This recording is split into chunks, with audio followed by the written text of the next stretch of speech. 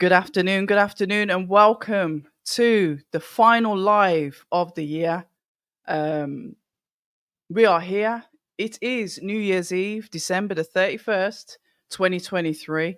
But I said that I'd do something different for this live. So I've got the special guests that I've invited on. And in fact, I'm just going to bring them in. You know what it is? It's Danny Fight Fan TV, also fellow YouTuber. Danny, good evening and welcome. And thanks for accepting the invite as well. No, thank you for the invitation on New Year's. Good afternoon, October, and everybody in the building. And yeah, it's good stuff. Happy to be here. Listen, happy that you are here. But I've got to add Base the Kid. Base the Kid's sort of like, he's Mr. Reserved, he's Mr. Cool. You don't really see the banter from him. He's kind of like, he can be petty online with Twitter. But I'll tell you something, his knowledge on boxing, especially the female boxing. Maybe we can ask him why his knowledge is so up on the female side of boxing when he joins. But I've got to add in no other than fellow YouTuber as well, Base the Kid. Greetings and salutations, people. How y'all doing? Listen, all the better for having you guys here. Maestro's in the chat. He says he hasn't got the link, but I did send it him on IG. So I don't know if you can fling a link over to the same link over to him so he can join. Because I definitely sent them out, as you know, because you've got yours. Some on WhatsApp, some on IG. Let me WhatsApp it in now. One sec. Okay, nice one. So yes, here we go. In fact, my manners, how dare I? Let me just go through the chat. Somebody said they were second, but then they've disappeared. Reese Cooper, good evening. Jam Down, manners and respect back at you as well. Jam Down 187. I love that username. Philip Answer, here we go. Like I said, Maestro just needs that link. Let's have a look. Nathan Bailey, my guy. I don't know if that was directed at Base or Danny or both. We like that. He was dishing out knowledge on the stamina for sale. Who was that? Might have been Dani. Must have been me. Must have been me. Yeah. Okay. What was you dishing out on there? I don't remember. I've been. It might be Tunde's interview. Might be when I've been on some of their couple of their lives and stuff like that. Yeah, I'm not exactly sure which he's. We'll have to check that out. I'm not into all the screen sharing, so I won't be doing none of that today. If Ben, one of the originals, y'all big up everyone. October Red Base, Maestro, Danny. Yeah, Maestro's having a look for the link now. I'll name this account later. Good afternoon, October Red. Hope you good. Andy Cruz and Tank. Oh, we're already getting into questions. I want to put that to you guys. Who are you picking? Go for it, D. Andy Cruz or Tank? Oh, that's that's a first I've heard that fight proposed. Straight out the gate. Well, Andy Cruz, he's looked very good so far, but I do think maybe Tank's experience for the moment will probably get him through. But if you give it a couple of years, then Cruz should beat him, and I think Cruz has a better ceiling. I think his legacy will probably end better than Tank's because Tank has avoided a lot of these big fights with the top boy names. He's got a big fight, i.e. Ryan Garcia, but he wasn't really out of the so-called new Fab 4, Fab 5. He was the least threat out of all of them, and he needs to fight the top dogs. The Dream, Devin Haney, Tiafimo, them kind of guys. Even a Lomachenko, he still needs to get him with someone like that. To be fair, Base. I mean, ultimately, look, as good as Andy Cruz is, he's 2-0. So, that you can't quite replicate that pro experience just yet. But that being said, as Danny said, he's got a much higher ceiling than Tank has. And if you give it 2 years, 2.5 years, yeah, I'd see him beating Tank all day long. Footwork, volume, just bamboozling him. Tank doesn't like to work hard, so he's not going to be there for those counters. We like it. And finally, Maestro that I believe is on his way to an airport. He's going somewhere for New Year's. Maestro, our US correspondent, a massive welcome to the controversial, the man himself that loves to tear up people on Twitter, on other people's lives, on his own lives. He dedicates lives to rinsing other YouTubers. Maestro, welcome. Happy New Year, everyone. I'm actually on my way back to New York City today. I'm in Florida right now. It's hot and sunny down here Yeah, and then compared back. to New York. But you know, it's funny. I stopped. So go ahead, October. No, go on. No, I was saying now on Twitter, all I do is stream my videos. That's it. I'm not doing the back and forth with people on Twitter anymore.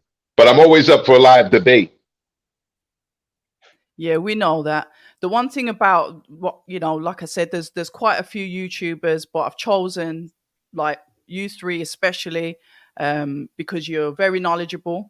You guys that I will look up to if I want to try and understand the sport a bit better. Because I'm one of these. I'm open to say I'm still learning. I think there's good banter, there's good debates, we've got good chemistry between us, and that is why I said, you know what, it's got to be these guys. So look, like I said from the beginning, a massive welcome to you all. But it's 2023, we're coming to an end, and I'm going to start with you, Maestro. We'll reverse it back round. We talk about fights of the Yeah. year. There's questions coming in the chats, but fights of the year, fight that has stood out to you. Talk to us a little bit about that, and who do you think it is, and why would you give them that accolade? Fighter of the year for me, without question, is Noya Inoue. I think that anytime you're involved in two unification fights in the same year, culminating in an undisputed fight where you win your second undisputed championship in the course of what, about a year, 12 months, maybe a little less. I can't give it to anyone else. So I know that there's a debate over here in the United States. There's a lot of U.S. bias in the United States, so a lot of people are favoring Crawford. But at the end of the day, Crawford had one fight in 2023. It was a very impressive performance. I was actually out in Vegas for that fight. It was a major pay-per-view event, but it was one fight. Inoue had two of those. So just off of that, I got to give Fighter of the Year to the newly crowned, undisputed 122-pound champion, Noya Inoue, the monster. Base? Yeah, I'm not sure if it's fighter we're talking. 'Cause I thought we was talking fights, but if it's fighter, I agree with Maestro. My video came out on what day are we now? My video came out Friday.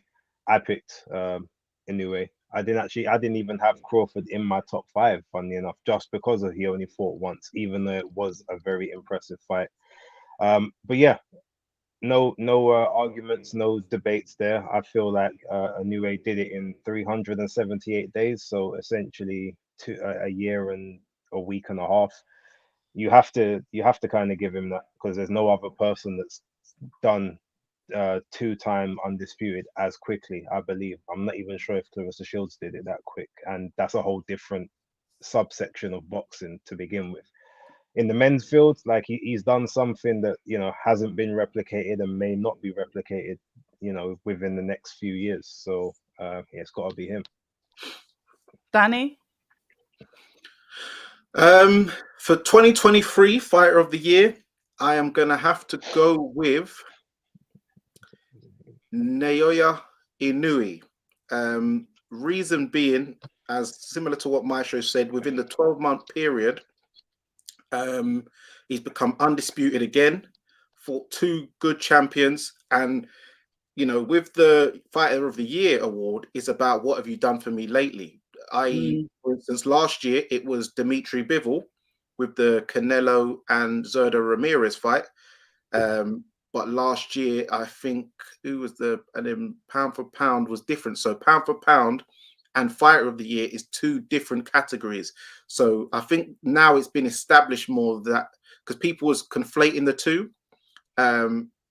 So yeah, for this year, it's definitely got to be Inoue for his achievements this year. but he's not pound for pound number one. But fighter of the year, he is.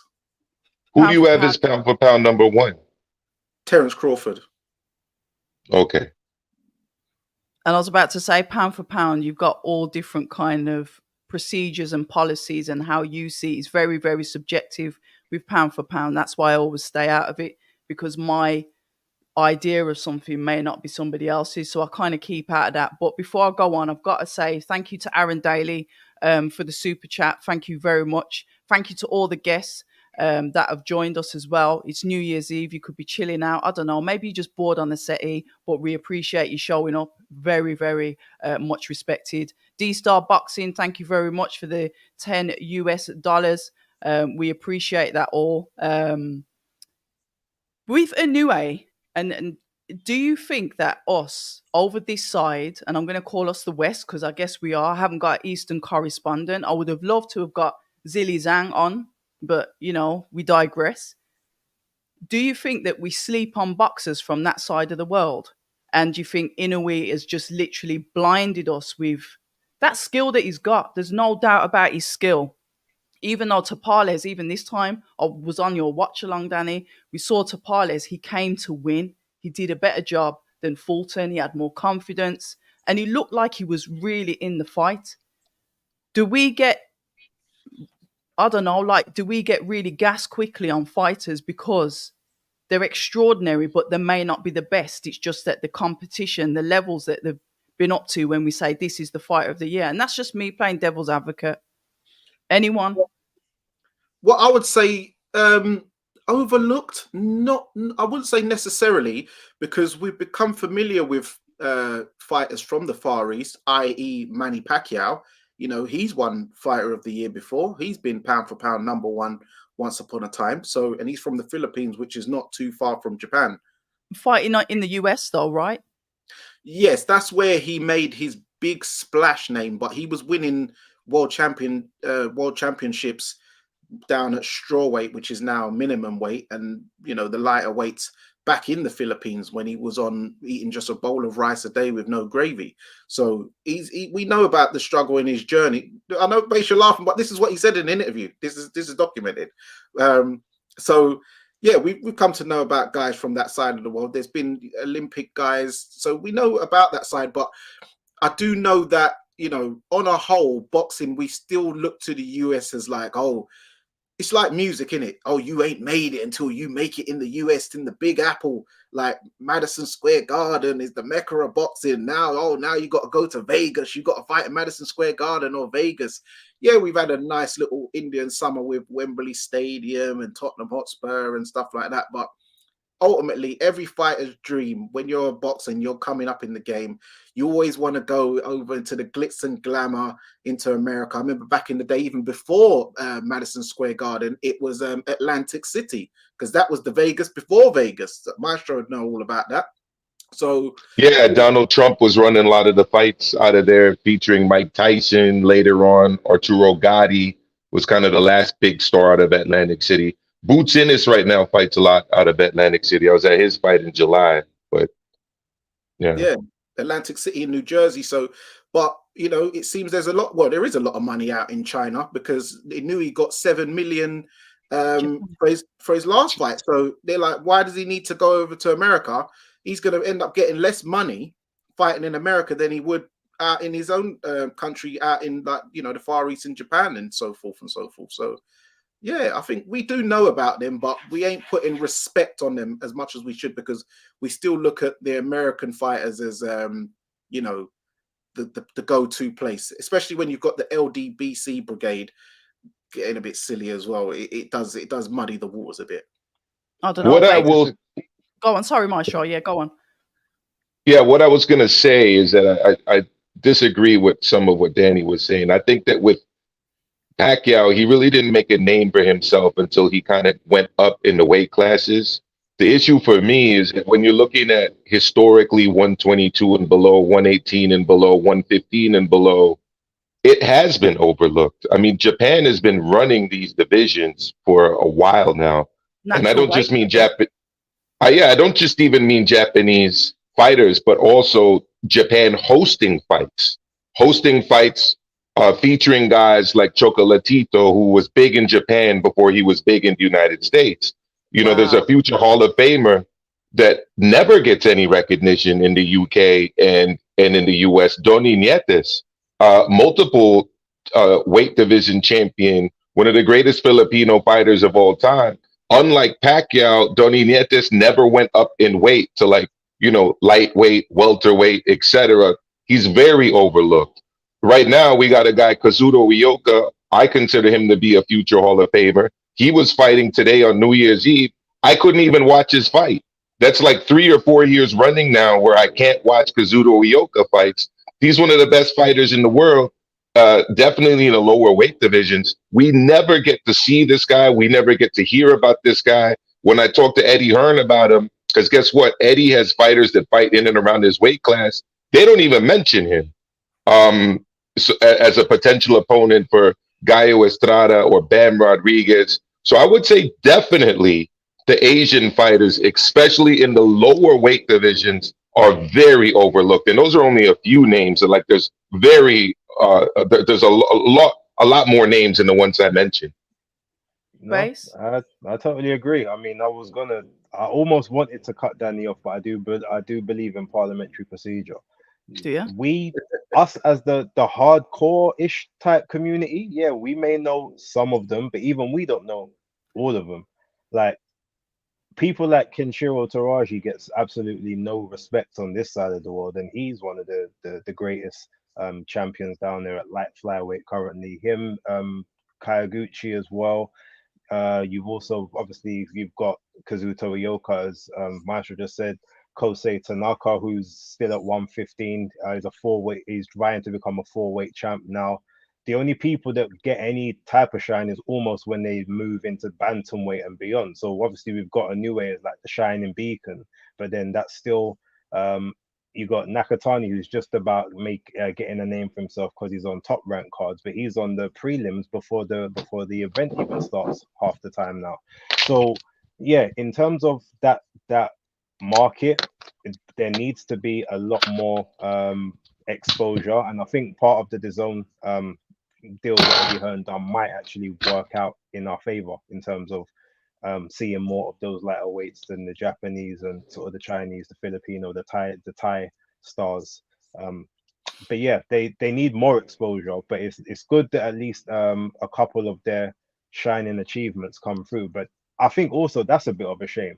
Why do they have to be the best of the actual best, the generational talent, just for us to notice them when they've actually got very good people who are leagues better even than the so-called average stars that a lot of us champion? Because So there's to me, elitism in boxing as well.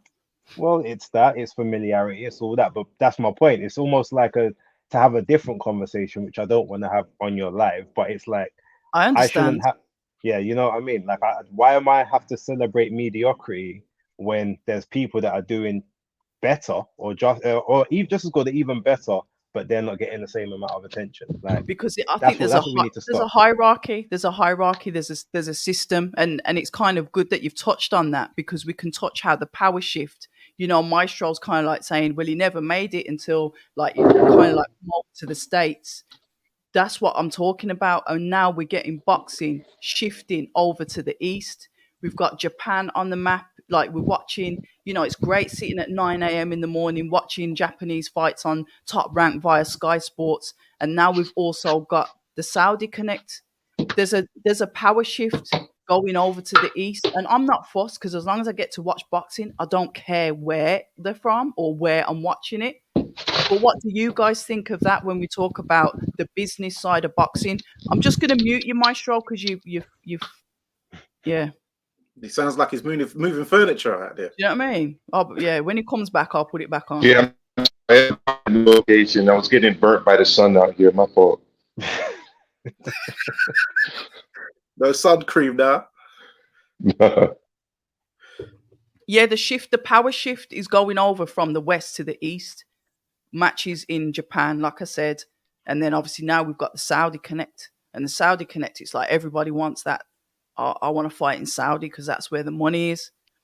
What do you think is going to happen in regards to boxing? I mean, I've got my own opinion, which is to me now, the belts used to be up there. The belts are now in second place, and it's about the money fights. But what do you think? You guys, like I said, you've got more knowledge around that than me. I'll go first. I mean, I think a lot of the time the money fights come hand in hand with the belts because usually one of the best people within a division is holding them.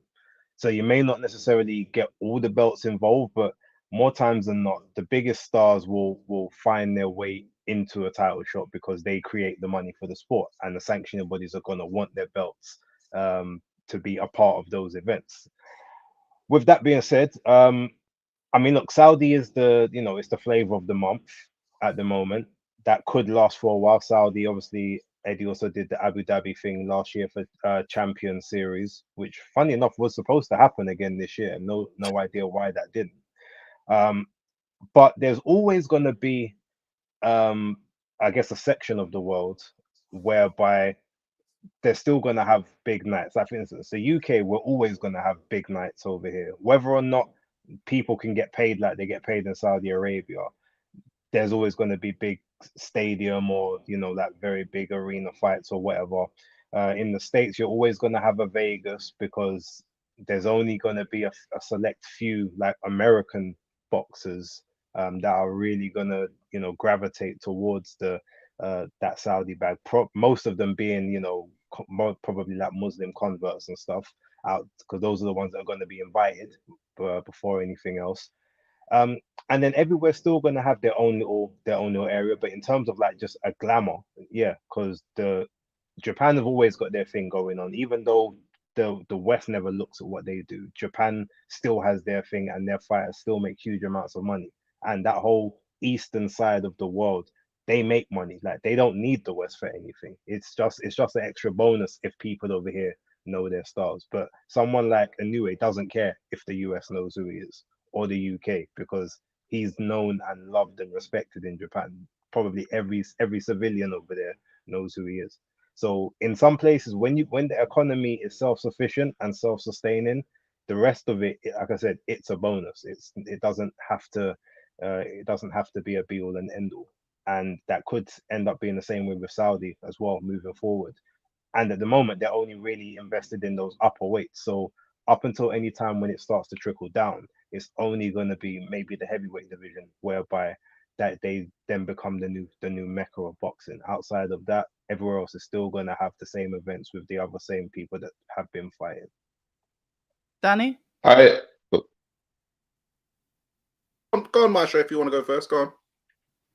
No, I was just going to piggyback off of some of what Base said. It's very interesting to me that the ESPN version in Latin America shows way more global boxing than the ESPN version in the United States. I mean, they show everything. I mean, 108, 112, 115, 118, every Inoue fight, every Ioka fight, all of these fights are broadcast. So there's always an international market. It seems to me that the Saudis are principally interested in the heavyweight division. You also see them venturing into the cruiserweight division and now the light heavyweight division. But I don't see as much interest in Saudi Arabia with the lower weight classes. So whenever you get a domestic fight, let's say a Lee Wood, Josh Warrington, that's always going to land to me in the UK. The UK is always going to be the market for that type of a fight, right? Now, if you get a fight featuring two heavyweights that are from Britain, I think at that point, Saudi Arabia is more of a disruptor. They have a lot of money, obviously. And because of the time zone difference, you do have the, similarity there. It's not that far off, like a Vegas fight where you're getting up at 3, 4, 5 in the morning to watch a pay-per-view. You can watch a pay-per-view at a reasonable hour if it's taking place in Saudi Arabia. I agree with what Bay said about the Muslim converts. Maybe that, I'm not going to say that's the main reason, but, I don't know if you follow, but Gervonta Tank Davis, there's videos about him this week converting, introducing his new Muslim name. And it's interesting because you started off by asking about the belts versus kind of the big money fights. Gervonta Tank Davis is a perfect example of someone who's been able to monetize his name and his star Thank you. power in And- the and- absence of having any real belts at all. I'm Ryan Right? Garcia. And Garcia, but Tank even more so. I mean, that's the one fight I regret going to. I went to 3 fights in Vegas this year. That was the one I regret going to because I got sucked up into the melodrama of everything. But let's face facts. I can't remember the last time. I'd have to go to BoxRec, honestly. The last time Tank Davis defended an actual real world title belt, not a secondary title belt, an actual real world title belt. That was a fight featuring 2 fighters fighting at a catchweight, fighting for no title at all, not even a secondary title. Neither of them were world champions with a rehydration clause, fighting on pay-per-view. And that was the biggest boxing event money-wise in the United States this year. No title belts on the line. It was a catchweight fight featuring 2 guys that weren't world champions, fighting with a rehydration clause on pay-per-view. That was the biggest event. So there also are always going to be, those type of fights. And then the other one, big one in that kind of realm as well, is Jake Paul, right? Jake Paul has had a number of major events, big events. I say major, meaning that they were on pay-per-view and in arenas, right? I'm excluding his last fight. That, did, by all accounts, pretty good business for him. So, there's always going to be a lane in boxing for the people that are chasing money and not necessarily title belts. Dani. Yeah. Funny enough, on the back of what Maestro said, yes, we had Gervonta Davis convert. We had Jarrell Miller, we saw convert on the week of Day of Reckoning. I think he looked on genuine. He was weeping October Red. He was weeping. I mean, Crying. this is an authentic guy here, Jarrell Big Baby Miller. Yeah, and also I saw Tony Harrison the other day convert also. I saw a video of that. So yeah, there seems to be a shift towards that sort of that religion. But as far as with the big money fights versus the belt, I think fans are becoming more educated and a bit more happy that if we would rather see the good fights rather than it just being a trinket belt on the line or seeing a big fight as there must be a world title fight on the line, i.e. the Day of Reckoning show was a prime example. There was only one world title fight on the card, and that actually ended up being probably the most lackluster affair out of the entire card in Dimitri Bivol versus Lyndon Arthur. All the other ones, people might have got cleaned out quite early, but the other people that at least had a go, even Mark Demori had a go. He landed a few shots on. He landed a few hooks on Hrgovic before he started getting the donkey punches in the back of the head. Yeah, Hrgovic does that though. Yeah, Hrgovic is. If you saw Hrgovic fight Dempsey McKean, his last fight, Dempsey McKean did not know which way to walk back to his corner, and that was from a clean hit to the back of the head.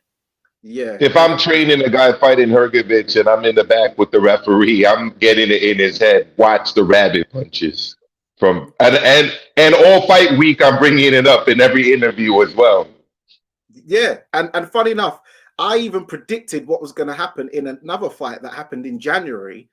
The shot that was going to do it, and that's another guy you've got to watch out for is Arthur Beterbiev. He is a behind the ear. No, we're not going to have any Beterbiev slander on here, Danny. No, he's my guy. He's my guy. But he does I like will that not shot. allow any Beterbiev slander. He does not do that. All right. Hold on, Danny, but let's be clear. Behind the back of the ear isn't quite the same as behind the back of the head. Like there's different points. Temple shot versus rabbit punch. Cranium. Yeah, Exactly. Beterbiev likes it there, but Hrgovic likes it like right back there. Yeah, On the that's a totally different. Yes, very different. very flagrant. But yeah, as far as as we saw, Hrgovic had a go. Even Ellis Zoro had a go, and that ultimately ended up him getting cleaned out. So, and then we saw, obviously, well, apart from Wilder, I don't know what he was doing there. We can touch on all of this because we can. Yeah, but that was a big fight. AJ Otto Wallin, non-title fight, great fight. So you don't necessarily have to have a world title belt on the line to be a big fight, especially in Britain, because British fans, they just like a good old Barney, and they like a good old, you know. Sorry, Danny, one caveat to that wasn't predicated on any of the individual fights. It was that whole event was a success because there was good fights throughout the cards.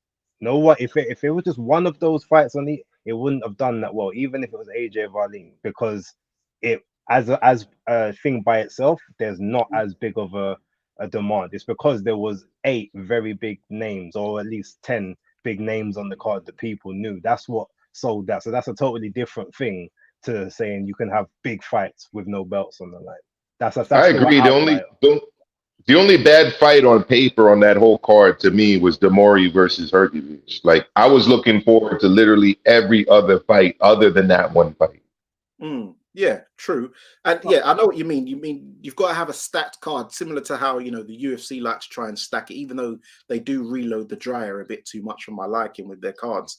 But yeah, I think with Britain, we're more happy to have big fights over belts. I think the problem is, I think the American market tend to look at belts and the O as something a bit like, it's like the be all and end all, the O and a belt. It must be like, they love a Reggie belt and a this belt and a that belt. So I think that needs to, that culture needs to sort of get diluted down a bit over in the American market, I believe, because I think Britain's a bit more just hardcore fights about it.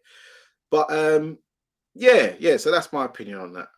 One sec, guys. Let me just jump through the chat because a few people have commented. If Ben says, "What's up, Maestro?" Biggest upset of the year has got to be Derek Chisora winning a fight. That's Chris Welsh. Good evening. One of my regular live listeners. Shout out to you. Inoue is a freak, but in a good way. Let's have a look. Oh, Eken, APC Bishop. Maestro is diverse in his opinion, and he doesn't bend to what everybody else wants him to say because he's got his own mind. He loves my channel. He's always on my channel talking. He loves it. So he's on my channel. He's on. Oh, is he? Okay. He's a proper boxing troll. He goes through the roster. Well, to be fair, yeah, streaming across all of your channels, but I don't know if it is. But I clicked something so all of you get the same stream. It just says me copying and downloading. But anyway, guys, as well, Base, I don't know if you want to put all your handles in the chat so everybody follow Fight Fan TV, Base the Kid, Hardcore Casual, Maestro as well. Just put your handles in there. Follow their channels. Like I said, we've all got stuff in common. We're all boxing fans. We've all got our own opinions, and we can have healthy debates without screaming at each other or muting people or cutting people off. Inouye's my favorite fighter of the year. SWJ, good evening.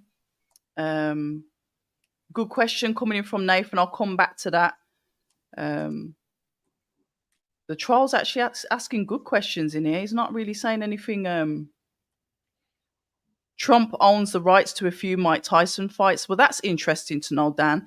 And to be fair, I didn't even know that Trump was. See what I mean? Back in them days. Yeah, he was a boxing promoter. He used to run fights in Atlantic City at his hotel casino. Did not know that. He's actually very good friends with Mike Tyson. Interesting. I know he's quite good friends. Is it with Dana White? He turns up to the UFC. Alexander Wilson, thank you for the $2.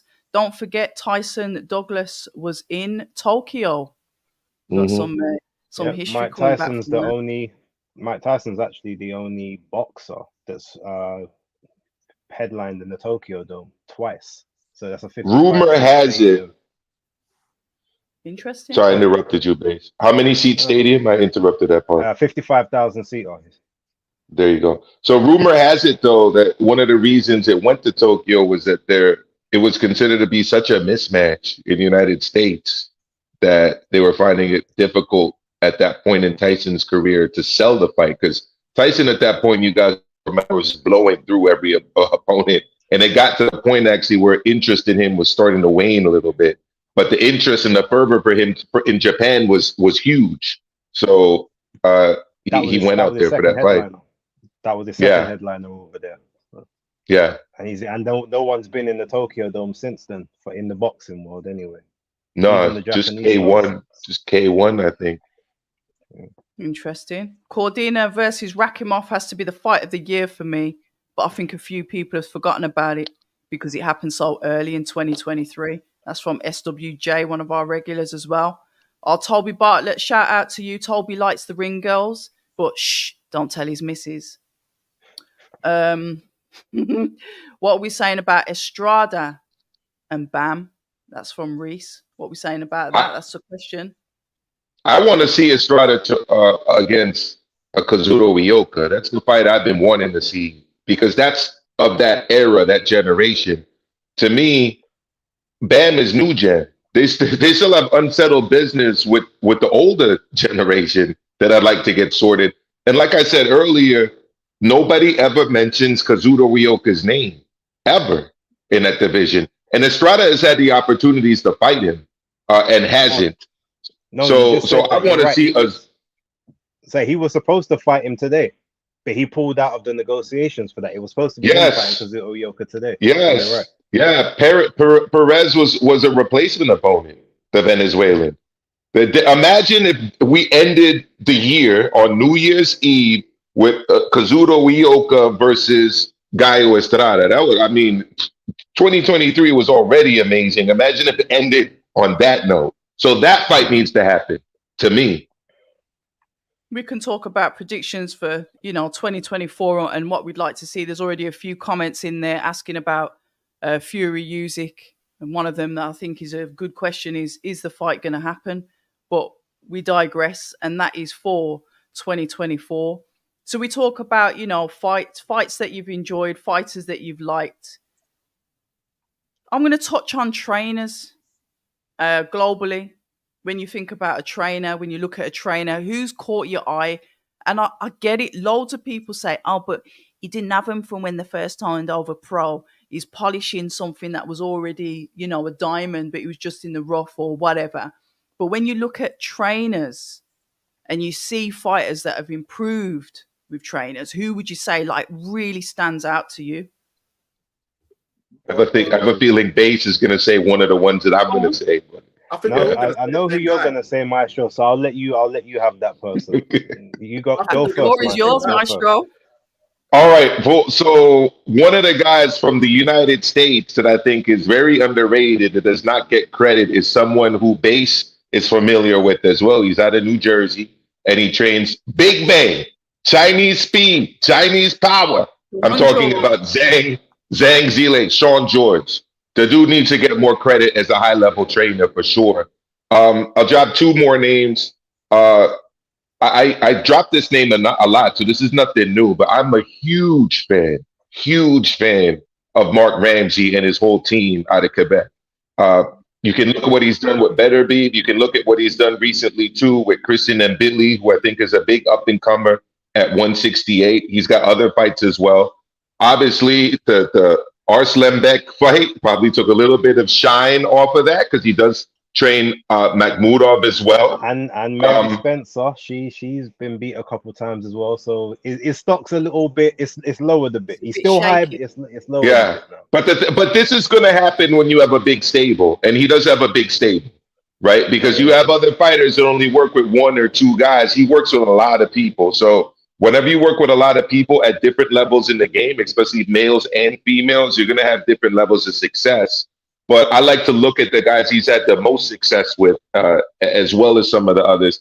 And to me, I do not understand how this guy, it goes again to me to the bias against the Eastern fighters and Eastern boxing.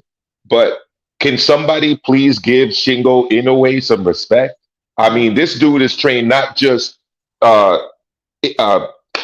obviously Naoya, but he's also got another son that's a world champion.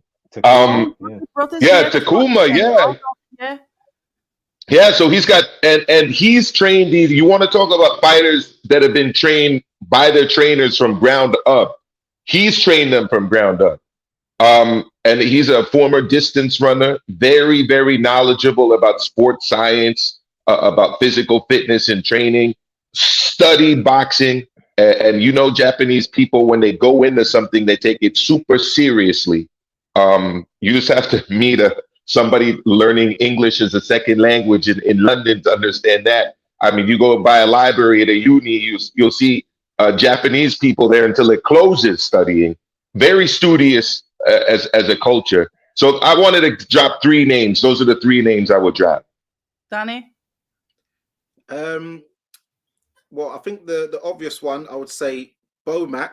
The reason being, you know, what he's done with Terence Crawford. And then also he's managed to revamp Chris Eubank Jr., who, you know, he's been brought back from, you know, the depths because we thought it was all over for him. And he's managed to bring back some of the old Eubank we've been looking for the past couple of years. You know, we've been looking for that ferocity, the mean streak, but he's also let him keep the skill set as well. Bits that he has learned from Roy, like the jab and that, but not jumping around and flailing about. So I think Bomac has had a very good year this year. I know he's not Shakur Stevenson's trainer, but he does have a little involvement, you know, in the same gym to a degree. Another trainer I would say who's I think he gets a bit applauded, but maybe doesn't get mentioned as much is Shane McGuigan over here. Very good trainer. He managed to cause a massive upset with Chris Billam-Smith beating his old charge in Lawrence Okoli. So it's like, and the thing is, I know that them two used to spar a lot, and Lawrence used to deal with Chris very often, even stop him in sparring. But you know, once Lawrence has left him, it's like the sensei, Master Splinter, has said, "Okay, now this is what you need to do to beat him. This is how you do it." And he's ultimately showed him the formula. Another trainer, you know, he talks a lot. He talks probably a bit too much, but you got to give him his props, and that is Mr. Bill Haney. Yeah, he, you know, another one took his son from the ground up. You know, I know people make fun of Devin that he, you know, he's gone through private school and, you know, he ain't from the streets and all this type of stuff. But you know, people talk about Bill's, you know, colorful past and that. But hey, he's put it to positive use and making sure that his son has not followed the path of what he was maybe doing back in the day. And he's now got his son to be, you know, a world champion, an undisputed champion, a two-weight world champion, and doing great things. I think Bill was a very good trainer. So yeah, that's my three. Base. Okay, well, I mean, the majority of mine have gone, but it just shows that there must be good trainers then, because we well, all no, agree. they are. Yeah. They are. What I will say, I think, Maestro, help me out here. What's the name of Oshaki Foster's trainer? Oh, yes. Oh, I don't know his name, but yeah. I know it's gone out of my head, but I think he deserves some plaudits. he works with Regis Prograde as too. well, yeah. Man, Marvin up and disappeared. Tobler. I can't remember. It's okay. It will come back to us. But I think he deserves some recognition for what he's done with Oshaki this year. Obviously, Oshaki with no promotional network, won 2 high-profile fights for him, both on away soil. I feel like that's something that's worth mentioning.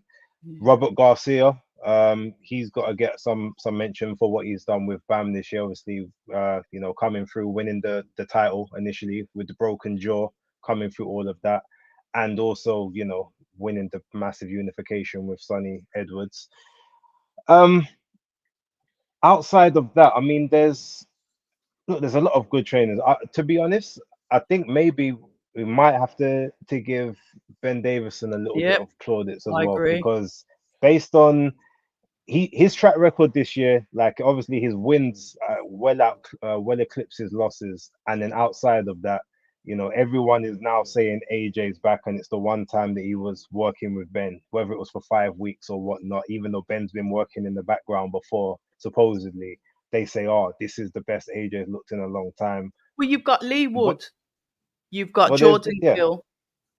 I mean, Jordan there's Gill, that. come on. No, there's that. So I think he's worthy of consideration, and I mean, none of the ones I picked would necessarily have been my choice, but they were all worthy of and worthy to be in the conversation. But I do lean more towards both Maestro and Dani, especially with Shingo Inoue, sorry, and Sean George, who I've obviously become quite tight with since the second Zhang fight. So He loves a name drop, this one, you know. I Do you mean, want every to now tell and us again. about how close you are with JR Pattaya as well? I I mean, mean, did you you know brought it about up, the not me. pregnancy test before he announced it?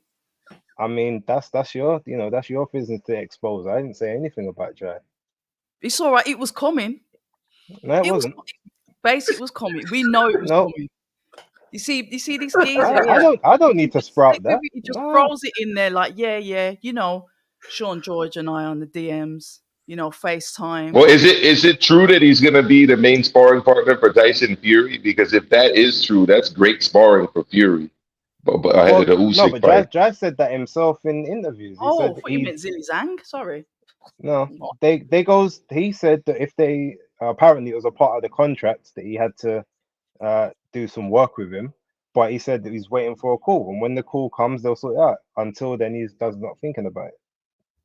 Listen, we've got to balance this out. So we've got the trainers that we like, but we've got to balance it out because life is about balance, as you know. So who are the trainers? And it doesn't have to be 3. Who would you say is decreased? Like from somebody that was like up there, like, yeah, this is the trainer, and now they've decreased. Derek James. That's pretty Yeah. much the only name to mention. Yeah, that was gonna be probably the most dipped trainer of the year, because he was trainer of the year last year, but he suffered the curse of trainer of the year. Once you win trainer of the year, you tend to have a massive come down, fall off shortly Eddie after. Reynoso? Eddie Reynoso, John David Jackson, Freddie Roach. Yeah, it happens often. It happens often. What are you thinking, Maestro? Well, there's another name too, but I don't really want to mention this person Go on, I know do because it. We're all it's friends here. Ishmael Salas. I'll say it for you. yeah, I mean, I've been very disappointed with Ismail Salas's work, to be honest. And I've got to give another one of, and these are guys that I like a lot. We're But talking about work I before I did not like Andre Rozier's work in the corner of Boo Boo Andrade against David Benavidez. Okay. I didn't feel that the instructions were very good at all.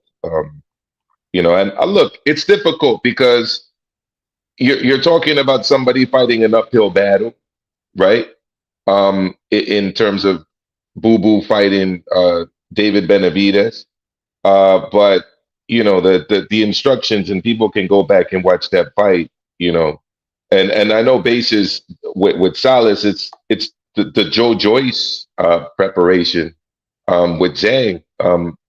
First of all, I don't even think Joe Joyce should have taken that rematch. You know, with all of the technical deficiencies he displayed in the first fight, you know, you really got to Hindsight, question whether you, huh? don't you think that's hindsight, Maestro? Because No, going into no. I called the knockout loss in the second fight quite clearly, and I actually called. I man, I don't remember my prediction, but I'm pretty sure I picked Zhang in the first fight as well. But I definitely picked him by KO in the second fight. second fight, yeah. But what about the first one? The first fight, I remember thinking that it would be a really good fight. I don't know if I even made an official prediction for that fight, to be honest. But the second fight definitely I picked Zhang by knockout, and I don't know. I mean, you guys ask yourselves, did you see much improvement by Joyce in that fight? No, I mean, I didn't. But did you see any kind of adaptation in terms of? No. I mean, I saw. What the worst part about it was that the defensive change that I saw was actually detrimental. You know, the way he was positioning his hands on defense and where he was throwing his jab from. Um, like if that was the technical adjustment, that wasn't a very good technical adjustment. I don't know, he just did not look prepared for that fight. And if you're talking about the corner work between rounds, you know, I didn't see anything there that screams trainer of the year, like one of the best trainers out there. Uh, and those are the kind of accolades I was giving Ismail Salas before. So when somebody's positioned so high, that's the standard that you're expecting, you know. I haven't yet seen the Kazurioka fight out of Japan. He's Kazurioka's trainer as well. So who knows? Maybe he looked brilliant today. I couldn't find a link to the fight, unfortunately. So to be carry on with the balance, then we look at fighters. You know, we can talk about the most improved fighter, but which fighter or fighters would you say that you believe in 2024 really need to pull their socks up and make some improvements? Where you've seen a decline in a fighter and you're thinking, hold on a minute, is there something going on here, and can they recover? And I'm going to throw that at base first, then Dani, then Maestro. I guess Lawrence Okoli's got something to prove at the moment. You know, coming off of, he was champion, lost. We haven't seen him since. We don't know exactly what he's doing at the minute. He says he's supposed to be fighting in February, so I'd like to see who he's fighting, how he looks, how him and Sugar Hill are gelling, because, you know, I guess the jury's out on Sugar Hill at the moment as well. Outside of him, Josh Taylor, he needs to come back and look good. And, you know, as a fellow Capricorn, I do have to judge him harshly because I expect excellence. He's looked awful in his last two fights. So yeah, I need to see better from him. I'll leave it as those two because I'm sure there's many others, but I'll let other people have a say. Yeah. Well, I'll go with my fellow Lion, Leo, in another Sugar Hill fighter, funny enough, in Tyson Fury. He definitely needs to pull his socks up and fast because he's only got a couple months left. Otherwise, he's 7 weeks, apparently. Yeah, if he makes it. Otherwise, he's set to get beat. Another fighter. I think another fighter who needs to pull his socks up. I think he can, but I'm not sure if he can. He might go down that same old Ohio State route, is Montana Love. He's going down that same Broner. You know, he's got all the talent in the world, all the tools, but he's let the gas goes to his head. He's bringing out little puppy dogs. He's doing stupidness. So he's young enough. He needs to fix up and get serious with the sport again, because you ain't no world champion. You ain't even won a world title yet. And you're going on like you've made it. Broner at least became a 3-division world champion before he completely lost the plot and started going on music tours and wrecked himself. But Montana Love, he's another one who needs to really start pulling his finger out. And just to go back where you was talking about trainers who dipped. What was the trainer I had? It was Malik Scott. He disappointed me. Yeah. What do you mean? Was he up there? No, because the performance and the instructions he was doing for the Fury free fight with Wilder compared to what he was doing with this Parker fight was just like East and West. It was completely different. I don't know what his head weren't even there in the fight. Not to mention the tactics too. I mean, this whole circling left and right thing. When has Wilder ever fought like that his entire career? Never. Back foot fighter. It was like night and day what he was saying in the Fury free fight and how he was doing with his Park fight. So I don't know. I don't know what batch of cigars he's been smoking, but he needs to take it easy with the XXNX stuff as well. He needs to kind of take it easy on that too. But yeah, that's my picks. Sorry, it's the sorrel. The sorrel's getting to me. Sorry. Oh, I love sorrel. I got the carrot juice. So I mentioned someone earlier. I'm going to mention him again. Arslanbek Makhmudov. Um, I mean, I was at his fight in Toledo on the Jared Anderson Prince Charles Martin undercard, and I'd been to a couple of his other fights prior to that, and he just looked like a wrecking ball. Well, he didn't look like a wrecking ball uh, on the Day of Reckoning card.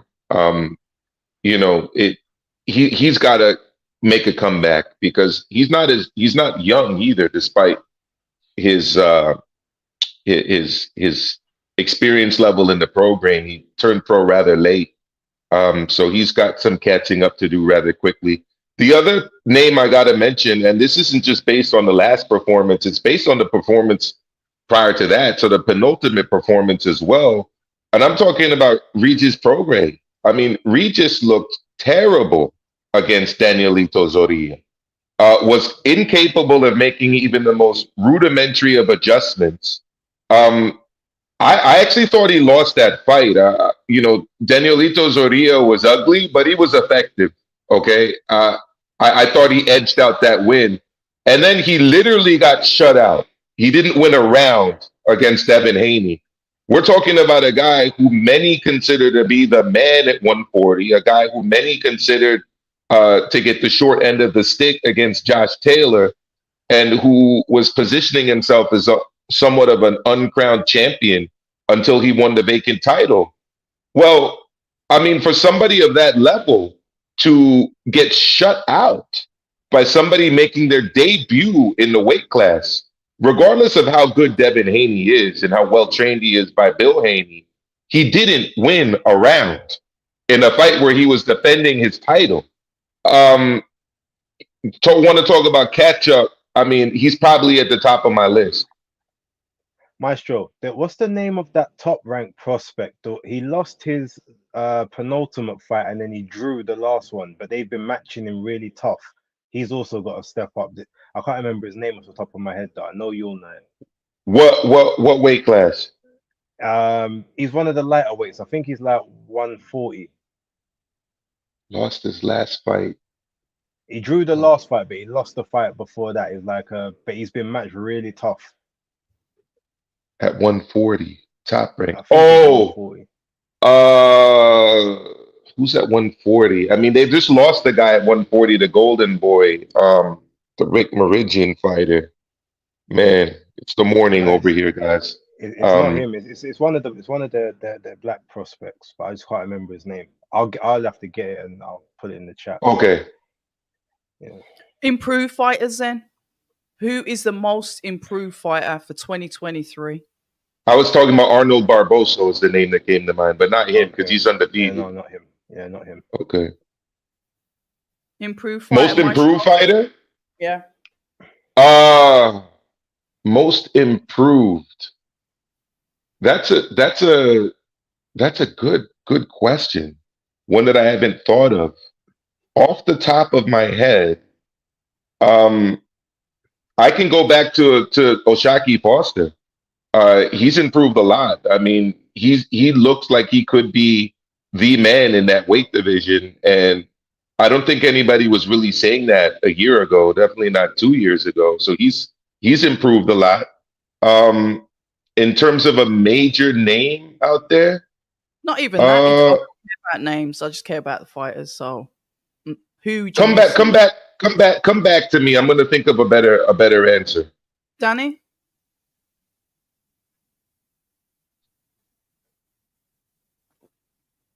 You're on mute, Dani. Unless you're trying to tell me telepathically.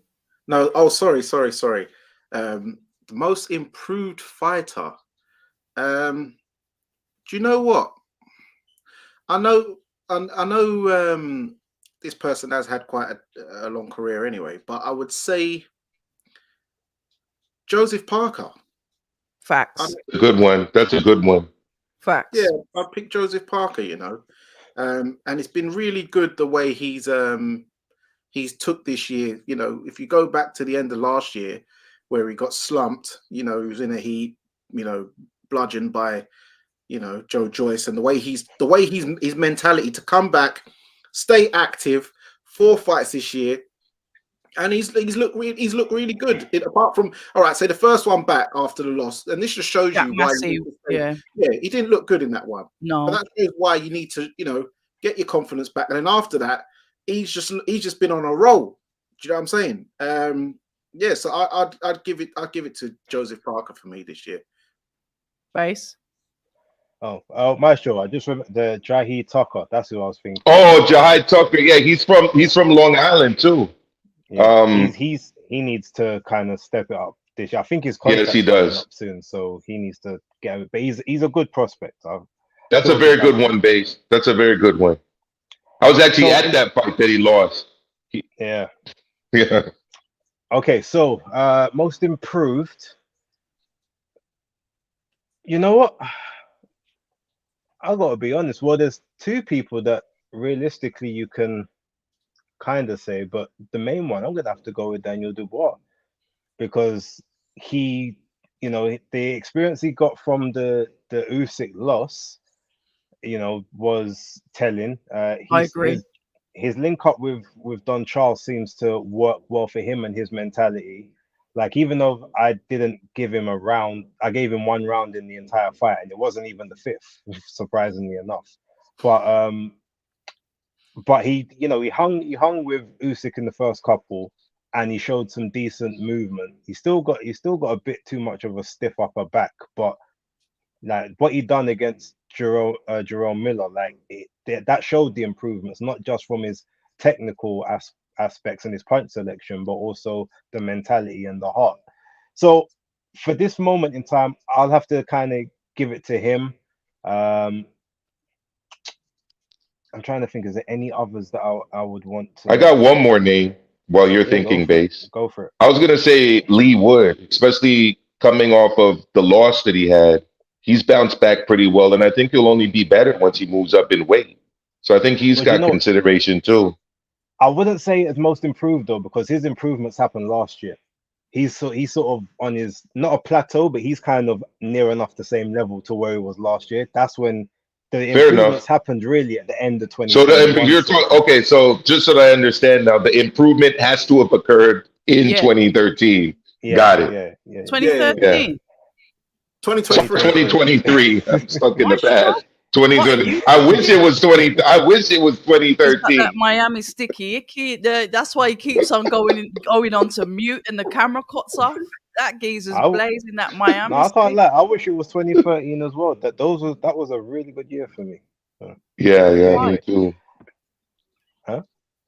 And he's licking his lips. Why?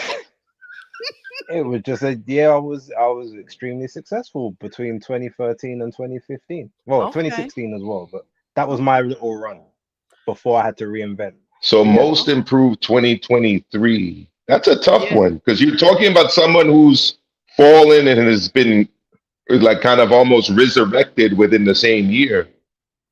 Yeah, Daniel Dubois, it's got to be him, right? Him and Parker, two solid choices. Him and Parker, I agree. Yeah, Parker, Dubois, yeah. And I would say that is down to their trainers. So when you talk about, I got another one. I got one as well. Francis Ngannou. Chris Eubank Jr. I mean, he got knocked out and he came back and dominated in the return fight. I got Francis Ngannou. He lost though. He lost. Yeah, but Well, that's a good one. You're right. No one expected that. Yeah, nobody expected that. So basically, he's improved from 0 up to where he got. Yeah, Francis Ngannou. That's a good one, babe. You got a shout out. Shout out to Ben Whitaker's dad, Big T in the chat, always supporting what I do as well. So massive respect to you. Salute to you. I met your son in Midtown Manhattan. He was there with Sugar Hill.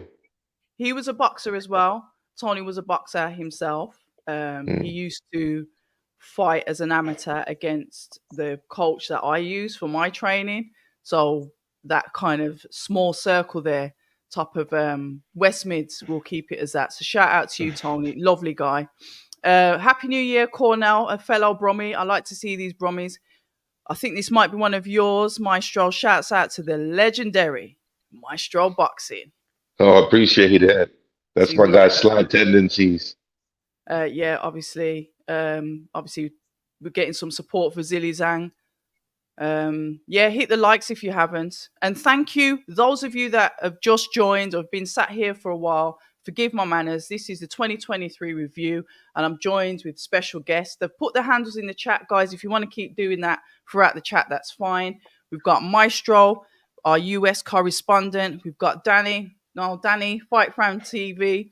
And we've got Base the Kids trying to get it all confused down there. And we're all YouTubers, boxing YouTubers. We're all what you would call interviewers, conversationalists. We all love the sport, and we're just breaking down what we see has caught our eye and what could be better, and things that have happened in 2023.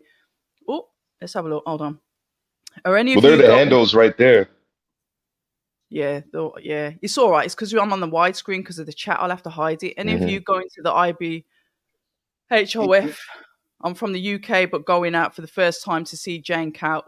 The inductees. Hall of Fame. All right. So, funny story on that one. I was actually heading up to Canastota, New York, because for those of you that don't know, I live in the Bronx, New York. So, Canastota is probably about a 4.5, 5 hour drive for me. And I made the mistake of accepting a EV vehicle, an electric vehicle, and this shit died on me like an hour outside of New York City. I posted it on all my socials. It was embarrassing. So yeah, I do have to go out again. So whoever that was, look for me, and I will be driving a combustible vehicle up there next time, not an EV. We like that.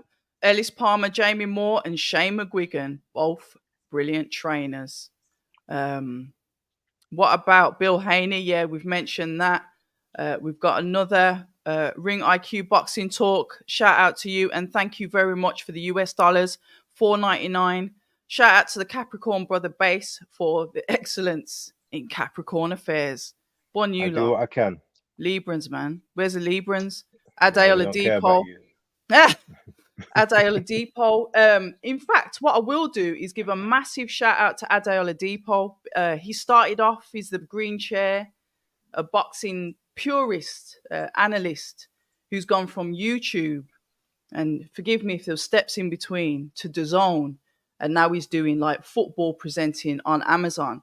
When we look at people and we look at influencers or people that you can learn from, I'm not talking about all these Instagram influencers with Botox and baddies and all that. I'm not interested in that because that's not teaching you to aspire to be anything. But you look at your colleagues, the ones that start off, like you said, grafting, doing the YouTube stuff, turning up. And he's one that's testified, and he's got his story, and he's been really successful in everything that he's doing. So shout out to Ade Oladipo, and he supports fellow YouTubers as well. There's loads of times when he's brought me in and said, yeah, I'll do this, and shout me out and all of that stuff. And he doesn't have to, because sometimes when people get to a certain level, they're not really bothered about, if you want to look at it in a hierarchy perspective, people that are below them. So shout out to Ade, and go and follow his channel. I know he hasn't been doing any green chair stuff, but he's clearly busy. But he states that he'll be back soon. And even though Ak and Barak do the DAZN thing out in America, nobody does it like Ade. So I'll just leave it there because, you know. Let's have a look. Sugar, just going through all of the chats. There's so much chat in here. Stephanie Ray, shout out to Stephanie, US viewer, always pops in, does her super chats as well. She was the one that actually paid for me to watch the Day of Reckoning and stream that live because she gave a very generous super chat. So a warm welcome to you as well. Boxing Corner Casuals. Learning is also about getting far. Yeah, shout out to this channel as well. I've seen you pop up a couple of times. I like how you do it. You got manners and respect. You're not snaky like some other channels. I'm not even going to get into that now. But I rate how you're doing your thing. I've had a look on your Instagram. Guys, go and subscribe. Boxing Corner Casuals. They've got their own stuff. They've got the podcast. It's all set up. It's nice. So shout out to you as well. Yeah, they got a good interview with Savage Dan. I like so check that out, guys. Yeah, we've got to show them support. Dodge 172, big up Base, my queen and panel. Good to see you, and thanks for doing a live. It's my birthday. Dodge, happy birthday. Capricorn birthday, gang, salute. Dodge. I'm sick of these Capricorns everywhere. Where's my lions, man? Where it's at? We are the be all and end all. We end the year and we start the year. I mean, how great is that? What star sign are you, Maestro? Oh, I'm an Aries. Okay. Oh, opposite to me, the fire sign. Yeah, Yeah, I mean, we like to butt heads. That's what we do. yeah, that's why we get on fire signs. So I'm the only air one in here. But let's not do the stargazing. Thanks, Maestro. We'll come and introduce myself and buy you a drink in June because I ain't going to try and pronounce that. Not after I've just Can Sounds good. I'll be up in Canastota. super chat. I wanted to be there. It was Cole Frost got inducted this year. Yes. Who else got inducted? There was a few people Tim Bradley got inducted this year.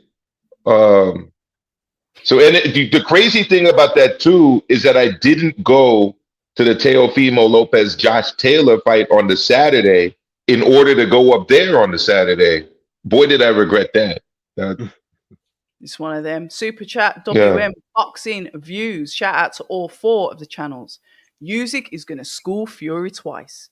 We will then see AJ send Fury into retirement. And we're gonna pause it there. That's not going to happen.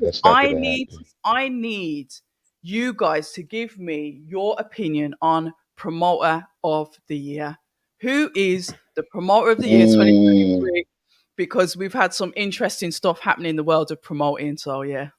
Yes. And you know what? I did a poll on Twitter and everyone went for Eddie Hearn, but no way. Not this year. You're going to say Frank Warren, yeah? No, not Frank Warren. I would say if you're talking about promoter overall, really, card for card, like all cards, I'd have to say Bob Arum. Top rank. Yeah, top rank. Overall. All cards. If you go Top rank is my favorite promoter, and I'll tell you why. The majority of their cards are not behind a paywall.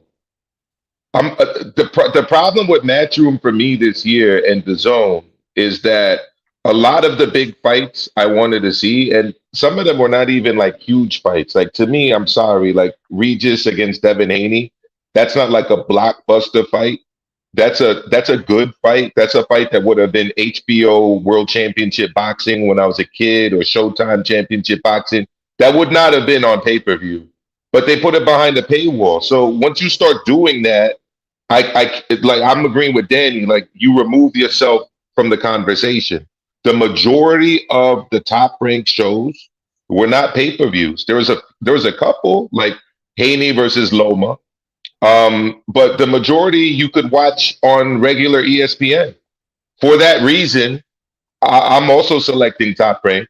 But my other promoter of the year, pound for pound, best promoter in the sport, is none other than Big Frank. Shoulder roll. We all got to do a little shoulder roll right now. Loosen up a little bit. It's Frank Warren, baby. Frank Warren, man. Hey, where's the shoulder roll? You got to do the shoulder roll for Big Frank. Big Frank. Big up Big Frank. You want to talk about comeback of the year? Talk about Big Frank. Yes. We've got to give Frank Warren his flowers. We've got to. Yeah. But I'll tell you another Al Heyman's had a great year this year, even though next year he's finished. But you're trying to get Al Heyman arrested. He's not a promoter.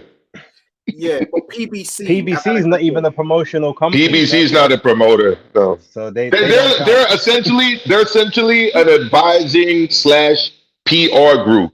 If you go through BoxRec and look at who promotes those fights, you're gonna see Samson Lekovich. You're gonna see Tom Brown. So you could give it to Tom Brown. Tom Brown's been involved in a lot of events, but he's more kind of behind the scenes. But actually, I wouldn't even say he's behind the scenes. He's running the press conferences. He's introducing the fighters. It's his name that's on the promotion. You know what I like? I like this. What I like, and I think we can probably end it on a note here and finish off on this one. Mm-hmm. What I like to see is the dynamic shifting in the boxing. I like to see that the fact skills challenge was set up and everything was good to go. We were getting the AJ Wilder fight, and then you saw Frank, and he almost had a balaclava on. You know, he caught his aeroplane, went over there and said, hold on, who's your boss? I'll tell you what, I'll go over your head and I'm going to set something up with those guys and His I'm going to run the Excellency. show. Yeah. And albeit, you know, this is the ruthless type of business in any business, not just boxing, but it was just savvy. Now I get it. It's pissed a lot of people off. People had money, people waiting on certain fights to happen. Certain fights didn't happen because of it. But we got what we got last week, which was eight top fighters on one card. No, they weren't fighting each other. But because the Saudis, you know, pulling everyone's puppet strings, throwing Rolexes, giving man money and all that, saying, yeah, come over and work with us. We saw everything just take a sidestep and everyone work together. I never thought I would see Eddie Hearn and Frank Warren in the same room together, let alone sat at a top table. So Sitting beside each other ringside too at the fight, laughing with each other. So at the end of the day, I think it would just be rude if I didn't thank His Excellency for what he's done to boxing in 2023. He's set up Riyadh season. He's going to carry on into 2024. But guys, I'll hand it over to you. What do you think? What's this about? How boxing has progressed, how it's changed, Oh. how I'm saying the man of the match, if we're going to do football, Okay. is Frank Warren. Okay. I mean, yeah, look, it's hard to argue, Frank. To be fair, even his small hall shows, even him being a small hall promoter earlier on this year, like a lot of those I went to, and they were all fairly entertaining. There was a couple, obviously, duds here and there, but everyone has a few duds. But those fights were good. Obviously, if we look at, you know, getting Better Biev over here in January was a big coup. That's a big So one. for people to see him, obviously I was supposed to go, but I couldn't make it in the end. We had doing Joyce versus Zhang the first time was like, oh, whoa, wait a minute, like what's this? This isn't the kind of fight I'm expecting from Frank. And honestly, that's not what you expect when you normally it's a big A side and then someone that's in like the top 75 of box at best. But no, it came in very credible opponent. It was a good fight. It was a good card as well. When I got there, I was entertained. Obviously Denzel Bentley done some good stuff. He had the great story with Nathan Heaney as well. Liam Davis, he's done brilliant with him this year. So there's all of that. Plus, obviously, he went and got the Saudi bag, as you said. I mean, Battle of the Baddies had a very good undercard, Yeah, it and did. then I guess it had a intriguing or an surprising main event, which I still haven't seen all the way through. Well, actually, no, I have now, but I didn't when it came on. That was my protest. But no, and then obviously he's now decided to quote unquote be the bigger man and allow everyone to quote unquote sit at the table. Although I don't know how much choice decision he had in that decision there, because if you look, when there was more matchroom fighters on the card than Queensbury, and it's supposed to be your event, that seems a bit telling in my mind. But yeah, there's about 12 different promoters all banded together with him at the helm on TNT Sports and the Zone. So kudos to him. Got to give up to old Frank. I hope he repeats next year, because those small hall shows at Bethnal Green, they do quite well. I think there is, there's obviously there's a market for it, but when I'm looking at it as strategy. I'm looking at it as somebody going over your head or going round the back to make something for themselves very, very profitable. Because remember, all we heard at the back of 2022, going into 2023, was skills challenge. That's all we heard about. Then all of a sudden, that just like evaporates into mist. And then obviously, you heard Frank, it's going to be a game changer, rolling shoulders, smirking. You know what it was in his little cold interviews. He weren't saying nothing. And then all of a sudden, we do get Battle of the Baddest. I look at things and I think Eddie is very ruthless, but I think Frank has trumped it with what he's done. And yes, they're working together, whether they want to or not. Like you said, Base, they've probably not got a say in it.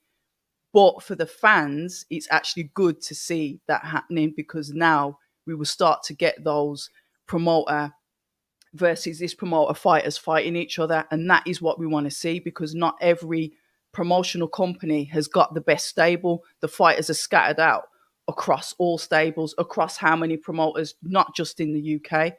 But the only bad thing that I would say about it is that Boxer never had any fighters on the card, and they could have. Yeah, they didn't show Boxer, I don't think is on the same level though, to be honest, as Queensberry and as Matchroom. Maybe in the cruiserweight division, but that's about it.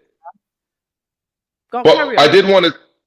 So one other thing I wanted to piggyback on what you were saying is that I also like the fact that they tried out a new model, which is terrestrial rights, BT Sport, streaming rights, DAZN.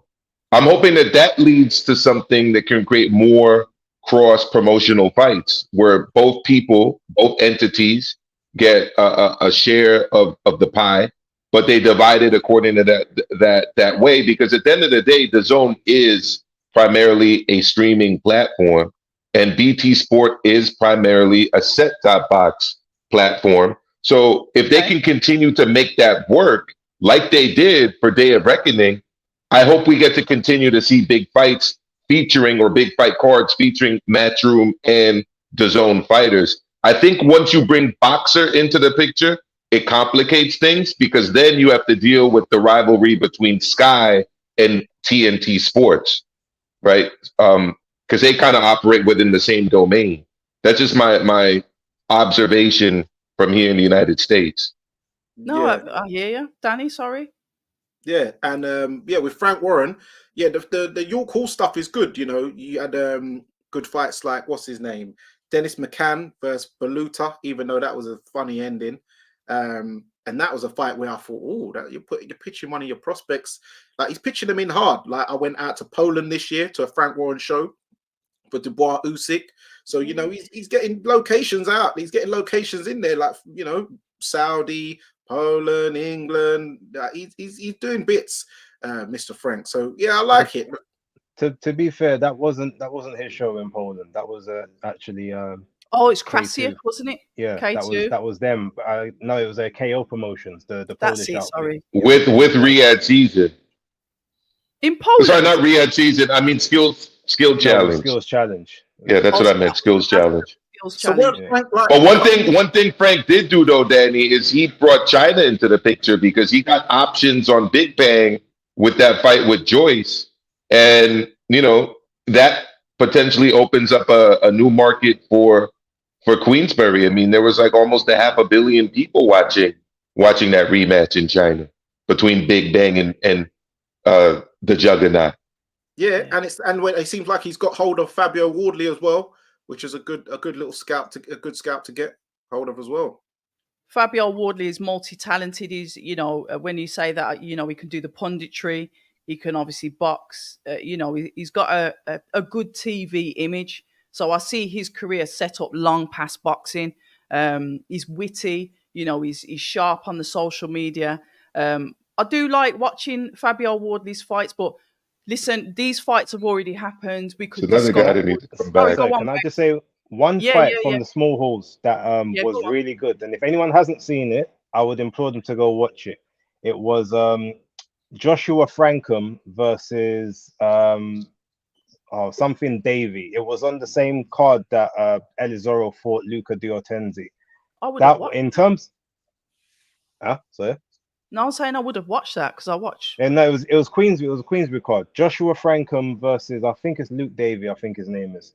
But that fight was definitely fight of the night, and that was a really, really good.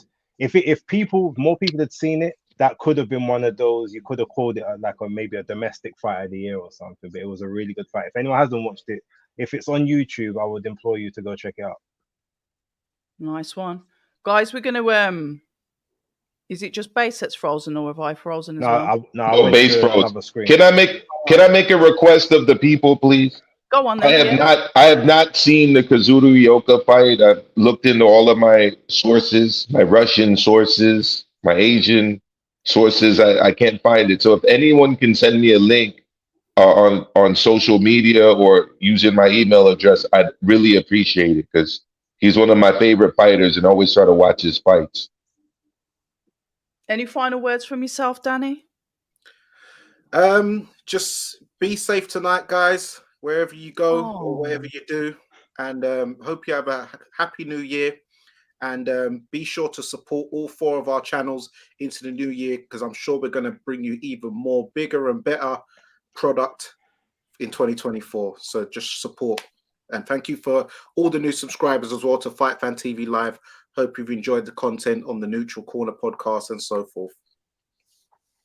listen, it's been a pleasure, guys. I've loved this. There was so much more we could have covered, but we would have been here all night. And what I like to do is I like to leave people wanting to come back for more.